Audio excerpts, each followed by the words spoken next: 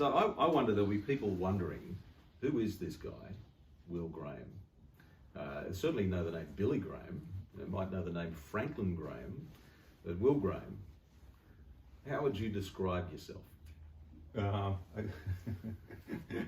try to be, well, if I was living in Australia, I'd be a Queenslander, probably, right? Okay. For those in Queensland, they know what they're, they know what that means. I grew up on a farm. I'm the oldest of 4 children. There was 3 sons and 1 daughter. Mm-hmm. We grew up in a Christian home, but we had to make our own decision about following Christ. No one can make that decision for you. In other words, Billy Graham, or God, let's just start with God. God has only children. He has no grandchildren. Yeah. And so for me, I had to come to my faith myself. It didn't matter if I was Billy Graham's grandson or not, or Franklin Graham's son. I had to make a decision to follow Christ. And so I did that when I was 6 years old. And to be honest, I lived a pretty good life. I mean, I grew up on a farm. I mean, we rode motorcycles, Hunting. Yeah. We hiked. I mean, we lived on a farm. We had a great place. It's the mountains of North Carolina, so it feels a little bit like Tasmania, to be honest. I mean, my home looks a lot like Tasmania, to be honest. A lot of farmland, a lot of mountains. It's a beautiful place. So it was a great place to grow up. I went to public schools all the way up until college, and I went to a Christian university, Liberty University. And to be honest, in all fairness, and I was a good kid. I wasn't rebellious or anything like that. And when I got to college, I wanted to prepare myself for ministry, but I didn't know where in ministry. I didn't know what that looked like.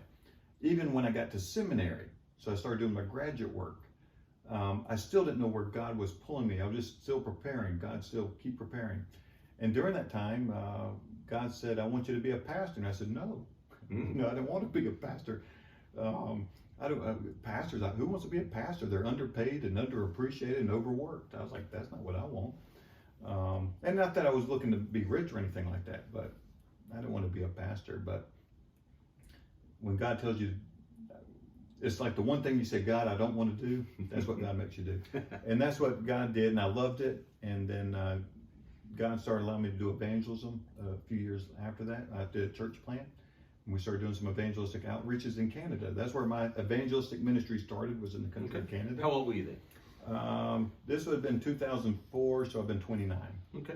So that's quick math again. On my You part. just give me your age again. Oh yeah, but I was trying to do that in my head. That was hard. And but I was about 29 years old when I did my first evangelistic crusade in Canada, and really started that. And that's what would end up transitioning me out of the pastorate into full-time gospel ministry with the Billy Graham Evangelistic Association. So I'm curious what that was actually like for you, because you're living every day in a pretty long shadow of your grandfather and even your father as well.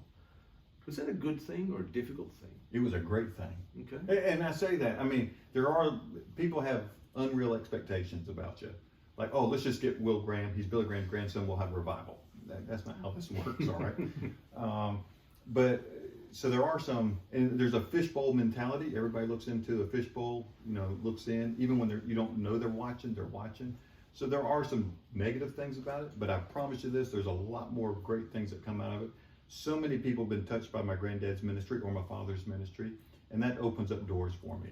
People, they welcome me, they love on me, they help me, all because of something my granddaddy did, or God did through my granddaddy. And so nothing I did on my own. So there was a lot of blessings that came my way because of that long shadow. And it was never a bad thing. There are some things that come along that aren't helpful, or people unrealistic expectations. But at the end of the day, the blessings all outweighed everything else. So I'm very grateful for that long shadow. It's been a blessing. I never had pressure on my life to be Billy Graham's, like a preacher. Never had that expectation put on me by my family. A carbon copy of your grandfather. Yeah, that's right. Your own self. I'm my own self. And I'm talking about my family. Other people had that expectation. Yeah. But my family never gave me that pressure. Yeah.